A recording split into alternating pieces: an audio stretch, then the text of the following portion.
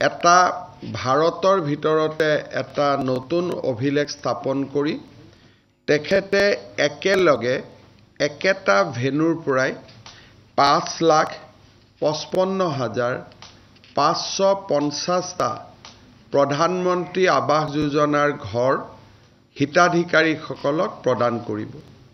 ইয়াৰ আগতে ভাৰতত একেখন মঞ্চৰ পৰাই ৫,৫৫,৫৫৫টা ইমান সংখ্যক গৃহ একেটা স্থানৰ পৰাই হিতাধিকাৰীসকলক দিয়া হোৱা নাছিল।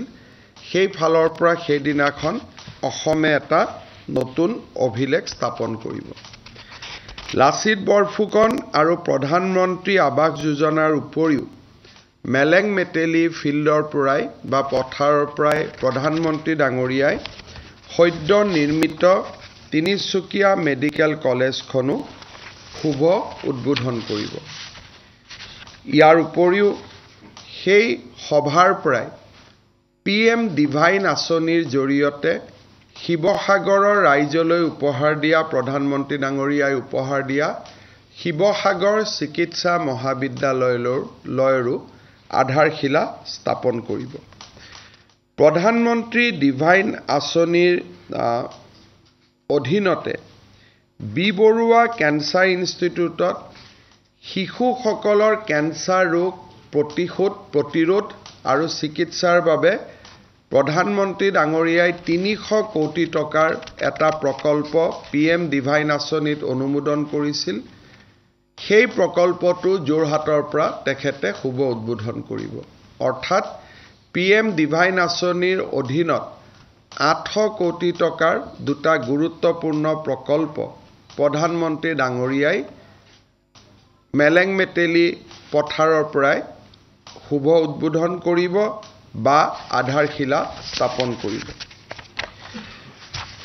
অসমৰ যি দুটা খুব ইম্পৰ্টেণ্ট ৰিফাইনেৰী আছে, ডিগবৈ ৰিফাইনেৰী আৰু গুৱাহাটী ৰিফাইনেৰী, বহু সময়ত ডিগবৈ ৰিফাইনেৰীৰ ভৱিষ্যতক লৈ বিভিন্ন সময়ত বৌদ্ধিক মহলত বা অভিজ্ঞ মহলত চৰ্চা হৈছিলে আৰু কিছু বাতৰি কাকতে ডিগবৈ শোধানাগাৰৰ ভৱিষ্যত সম্পৰ্কেও বিভিন্ন প্ৰশ্নৰো অৱতাৰণা কৰিছিলে। সেই সকলো জল্পনা কল্পনাৰ ওৰ পেলাই ডিগবৈ ৰিফাইনেৰীৰ শোধন ক্ষমতা 0.65 মিলিয়ন মেট্ৰিক টনৰ পৰা প্ৰধানমন্ত্ৰী ডাঙৰীয়াই 1 মিলিয়ন মেট্ৰিক টনলৈ এক্সপানশ্যনৰ প্ৰজেক্টৰ আধাৰশিলা স্থাপন কৰিব আৰু এই প্ৰজেক্টটোত ভাৰত চৰকাৰৰ তেল আৰু প্ৰাকৃতিক গেছ বিভাগে আৰু IOCয়ে 768 কোটি টকা ব্যয় কৰিব। সেই দিনাখনেই গুৱাহাটী শোধানাগাৰৰো শোধন ক্ষমতা 1 মিলিয়ন মেট্ৰিক টনৰ পৰা 1.2 মিলিয়ন মেট্ৰিক টনলৈ যিটো সম্প্ৰসাৰণৰ প্ৰস্তাৱ আছিল তাৰো আধাৰশিলা, সেই প্ৰকল্পৰো আধাৰশিলা প্ৰধানমন্ত্ৰী ডাঙৰীয়াই স্থাপন কৰিব। ইয়াৰ ফলত 510 কোটি টকা অসমত নতুনকৈ ব্যয় হ'ব আৰু 768 কোটি টকা আৰু 510 কোটি টকা ব্যয়েৰে ডিগবৈ আৰু গুৱাহাটী শোধানাগাৰৰ সম্প্ৰসাৰণ অসমৰ অৰ্থনীতিত এক সুদূৰ প্ৰসাৰী প্ৰভাৱ পেলাব। ইয়াৰ উপৰিও তেল আৰু প্ৰাকৃতিক গেছ বিভাগে বেতকুছিত থকা তেওঁলোকৰ যিটো টাৰ্মিনেল আছে তাৰো তেওঁলোকে এক্সপানশ্যন কৰিব আৰু তাৰ বাবেও 277 কোটি টকা ব্যয় কৰিব। ইয়াৰ উপৰিও সেই দিনাখনেই এটা অসমৰ কাৰণে অতিকৈ গুৰুত্বপূৰ্ণ প্ৰকল্পৰ শুভ উদ্বোধন কৰিব। আপোনালোকে সকলোৱে জানে যে বাৰাউনীৰ পৰা নুমলীগড়লৈকে আমি বহুত ভাষণত কওঁ যে অসমৰ মানুহৰ বহুদিনে এটা অভিযোগ আছিল যে অসমৰ পৰা তেল আৰু গেছ বাৰাউনীলৈ লৈ যোৱা হয়। সি সত্য আছিল এসময়ত, ইতিহাসৰ শুধৰণি বুলিও ক'ব পাৰোঁ, বা আমি এক অসমৰ প্ৰতি ডাঙৰ উপহাৰ বুলি ক'ব পাৰোঁ যে এতিয়া বাৰাউনীৰ পৰা গুৱাহাটীলৈ তেল আৰু গেছ আহিব পৰা এটা পাইপলাইন যি ইমান দিন নিৰ্মাণ হৈ আছিল, ৩,৯৯২ কোটি টকা ব্যয় কৰাৰ পিছত ই প্ৰস্তুত হৈ উঠিছে। এই প্ৰকল্পটোৰ প্ৰধানমন্ত্ৰী ডাঙৰীয়াই শুভ উদ্বোধন কৰিব। ছেকেণ্ড ফেজত ই গুৱাহাটীৰ পৰা নুমলীগড়লৈকে যাব। বৰ্তমান বাৰাউনীৰ পৰা গুৱাহাটীলৈ গেছ পৰিবহণ কৰা এই পাইপলাইনডাল ৩,৯৯২ কোটি টকাৰে নিৰ্মাণ কৰাৰ পিছত প্ৰধানমন্ত্ৰী ডাঙৰীয়াই তাৰ শুভ উদ্বোধন কৰিব। ইয়াৰ উপৰিও বঙাইগাঁও আৰু গুৱাহাটী ৰিফাইনেৰীত খাৰুৱা তেলৰ পৰিমাণ বৃদ্ধি কৰাৰ বাবে, যিহেতু মই এক্সপানশ্যনৰ কথা ক'লোঁ যে 1ৰ পৰা 1.2 মিলিয়ন মেট্ৰিক টন হ'ব, বাৰাউনীৰ পৰা গুৱাহাটীলৈকে তেল, আগতে উল্লেখ কৰা মতে গুৱাহাটীৰ পৰা বাৰাউনীলৈকে তেল গৈছিল, এতিয়া বাৰাউনীৰ পৰা গুৱাহাটীলৈ তেল ঠেলি পঠিয়াবৰ বাবে এটা পাম্পিং ষ্টেচনো অইল ইণ্ডিয়া লিমিটেডে ৫৭২ কোটি টকা দি নিৰ্মাণ কৰিছে। তাৰো শুভ উদ্বোধন হ'ব। অৰ্থাৎ এতিয়া খাৰুৱা তেলৰ উভতনি সোঁত অসমলৈ আৰম্ভ হ'ব। ইয়াৰ উপৰিও দুলিয়াজানৰ পৰা ডিগবৈ ৰিফাইনেৰীলৈকে এক্সপানশ্যনৰ পিছত খাৰুৱা তেল যাতে পঠাব পাৰে, অইল ইণ্ডিয়া লিমিটেডে আন এটা স্পাৰ লাইন পাম্পিং ষ্টেচন তেখেতসকলে নিৰ্মাণ কৰিছিল ৫১ কোটি টকাৰে, তাৰো শুভ উদ্বোধন হ'ব। ভাৰতীয় ৰেলৱে দুটা ডাঙৰ প্ৰকল্প ইতিমধ্যে সমাপন কৰিছে ১৩২৮ কোটি টকাৰে। তাকো ৰাষ্ট্ৰৰ বাবে প্ৰধানমন্ত্ৰী ডাঙৰীয়াই উৎসৰ্গিত কৰিব। এটা হৈছে ধূপধৰাৰ পৰা ছয়গাঁৱলৈকে ৰেল লাইন ডাবুলীকৰণ, অৰ্থাৎ দ্বৈত ৰেলপথ নিৰ্মাণৰ ১৭৬ কিলোমিটাৰ ভাৰতীয় ৰেলৱে ইতিমধ্যে সমাপ্ত কৰিছে। দ্ৰুতগতিত দ্বৈত ৰেলৱেকৰণৰ কাম আগবাঢ়িছে আৰু সেই ৮৭৭ কোটি টকা ব্যয়েৰে নিৰ্মাণ কৰা ৩৪ কিলোমিটাৰ ৰেল লাইনো প্ৰধানমন্ত্ৰী ডাঙৰীয়াই শুভ উদ্বোধন কৰিব। নিউ বঙাইগাঁৱৰ পৰা সৰভোগ ষ্টেচনলৈকেও সেই ধৰণে ডাবলিং প্ৰজেক্টৰ ৩৬ কিলোমিটাৰ ৰেল লাইন প্ৰধানমন্ত্ৰী ডাঙৰীয়াই শুভ উদ্বোধন কৰিব।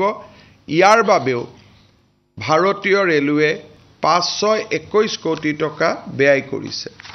আমি যদি গোটেইখিনি চাবলৈ যাওঁ, প্ৰধানমন্ত্ৰী নৰেন্দ্ৰ মোদী ডাঙৰীয়াই প্ৰায় ১৮,০০০ কোটি টকাৰ প্ৰকল্প শুভ উদ্বোধন অথবা আধাৰশিলা স্থাপন কৰিব। এই গোটেই প্ৰকল্পটোত এটা কাৰণেই গোটেই মেলেং মেটেলিৰ খেলপথাৰখন এটা ঐতিহাসিক ঘটনাৰ সাক্ষী হ'ব যে যেতিয়া বাৰাউনীত ৰিফাইনেৰী পতা হৈছিল, সমগ্ৰ অসমতে এক ব্যাপক আন্দোলনৰ সৃষ্টি হৈছিল যে অসমৰ তেল লৈ গৈ বাৰাউনীত শোধন কৰা হ'ব, গেছ লৈ গৈ আন ৰাজ্যত প্ৰচেছ কৰা হ'ব।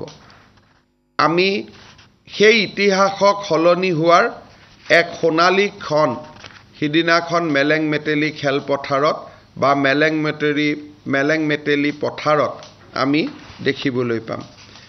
দ্বৈত ৰেলপথ অসমৰ ৰাইজৰ বহুদিনীয় দাবী আছিল, সেই দাবীও আজি পূৰণ হোৱা আমি দেখা পাইছোঁ আৰু আমাৰ প্ৰজন্মই এনে শুভ পৰিক্ৰমা দেখাৰ সৌভাগ্য হৈছে। মই অকণমান লাচিত বৰফুকনৰ প্ৰতিমূৰ্তিটোৰ বিষয়ে ক'ব খুজিছোঁ।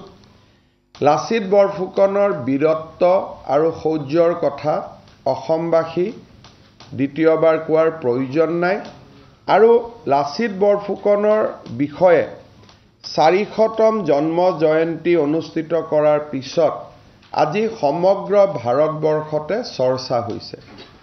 400তম জন্ম জয়ন্তীৰ পিছত লাচিত বৰফুকনৰ জীৱনগাথা ভাৰতৰ সকলো অষ্টম অনুসূচীৰ ভাষালৈ অনুবাদ ৰাজ্য চৰকাৰৰ এক বৃহত্তম সফলতা আছিল। আজি লাচিত বৰফুকনক ভাৰতৰ জনজীৱনৰ মানসপটত বিশ্বৰ বুকুত স্থাপন কৰাৰ প্ৰচেষ্টাক আমি আৰু এঢোপ আগুৱাই লৈ যাম।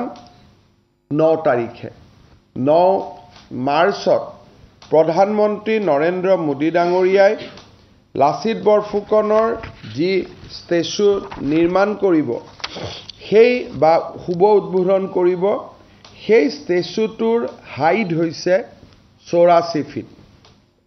বিশিষ্ট স্থাপত্যবিদ ৰাম সুতাৰে এই প্ৰতিমূৰ্তি নিৰ্মাণ কৰিছে আৰু কেইবাজনো অসমৰ গৱেষকে প্ৰতিমূৰ্তিটোক প্ৰত্যায়িত কৰাৰ পিছত ই হোলোঙাপাৰত স্থাপন কৰা হৈছে আৰু ইয়াৰ যিটো পেডেষ্ট্ৰেল সেই পেডেষ্ট্ৰেলটো হ'ল 41 ফুট, অৰ্থাৎ আমি যদি চাব যাওঁ ই 125 ফুট উচ্চতাৰ এটা প্ৰতিমূৰ্তি বুলি আমি তাক প্ৰত্যয়িত কৰিব পাৰোঁ। এই প্ৰতিমূৰ্তি নিৰ্মাণৰ যিটো কাৰ্যসূচী ইয়াৰ মাত্ৰ প্ৰথম পৰ্যায়ৰ সামৰণি পৰিছে। প্ৰতিমূৰ্তিৰ শুভ উদ্বোধন হ'ব। ইয়াৰ পৰৱৰ্তী সময়ত সেই প্ৰকল্পৰ ভিতৰতে এটা আহোম সাম্ৰাজ্যৰ 600 বছৰৰ এটা বুৰঞ্জী সংৰক্ষণ কৰাৰ কাৰণে গেলেৰী বা সংগ্ৰহালয় নিৰ্মাণ কৰা হ'ব। তাৰো কাম দ্ৰুতগতিত আগবাঢ়িছে। আন এটা গেলেৰী অসমৰ সামগ্ৰিক ইতিহাসক উপস্থাপন কৰি নিৰ্মাণ কৰা হ'ব। তাৰো কাম ইতিমধ্যে বহুখিনি আগবাঢ়িছে। সেই প্ৰকল্পৰ স্থানতে 500 লোক বহিব পৰা অডিটৰিয়াম হ'ব আৰু দৰ্শনাৰ্থীৰ বাবে বিভিন্ন প্ৰকাৰৰ সুবিধা থাকিব।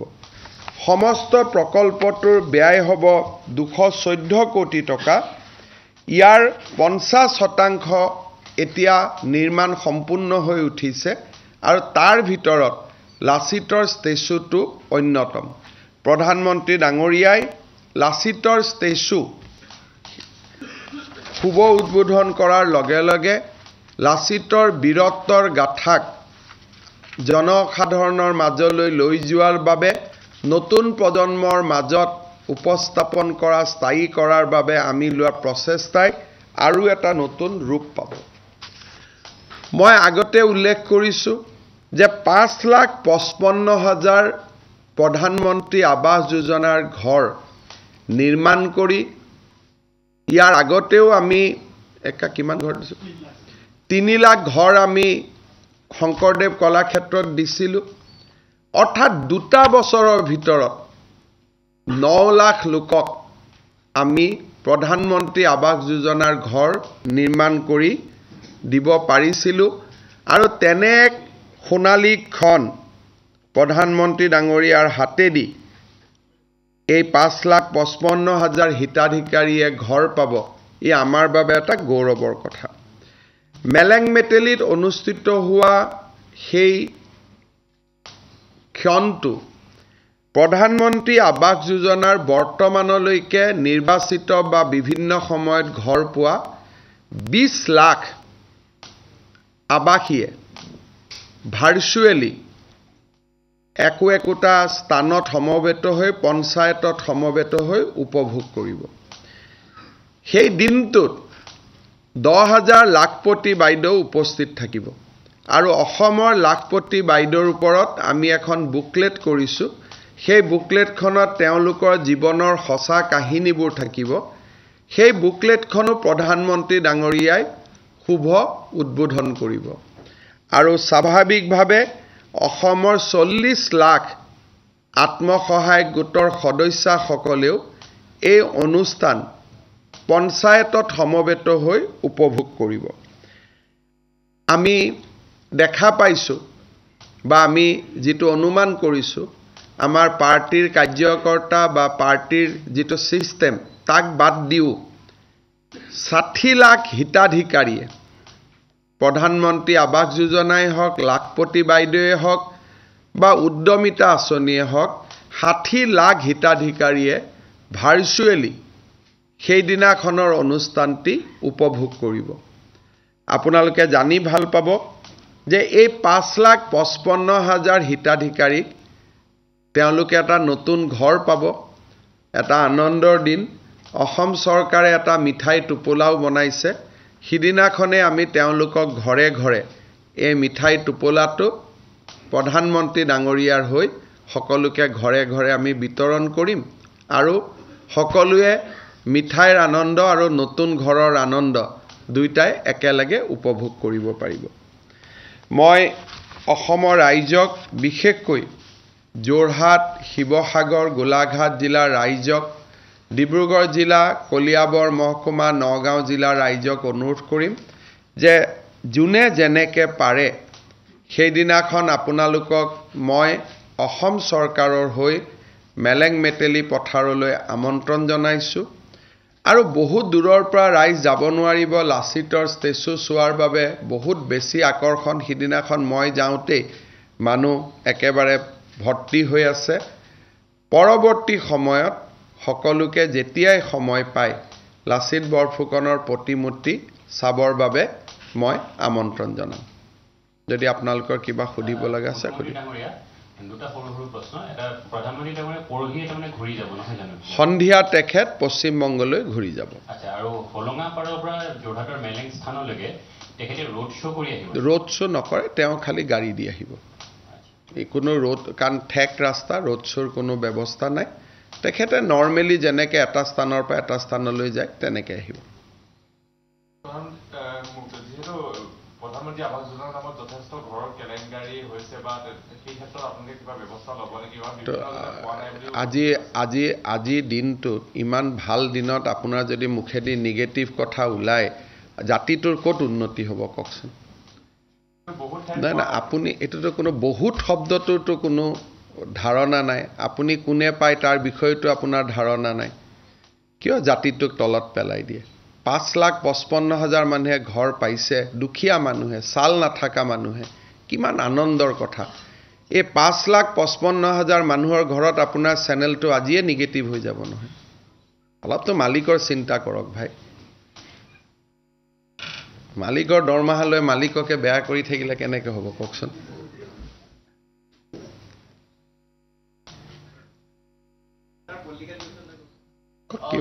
Sir, after this inauguration and the laying foundation stones of the Satellite project, will this boost up the social economy of the state? You see, you can imagine the kind of investment Assam is attracting.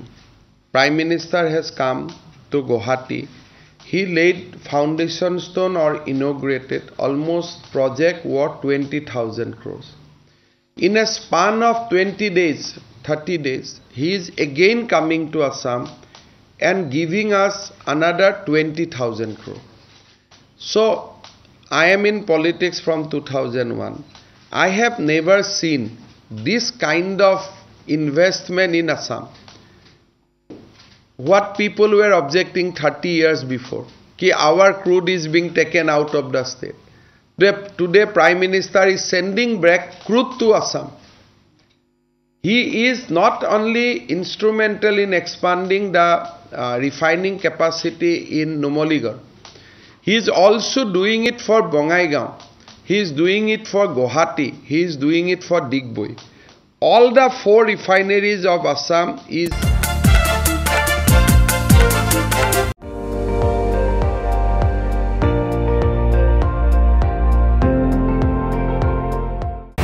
আপুনি চাই আছে ND24 সৰ্বশ্ৰেষ্ঠ নহয়, সৰ্বোত্তমৰ দৌৰত।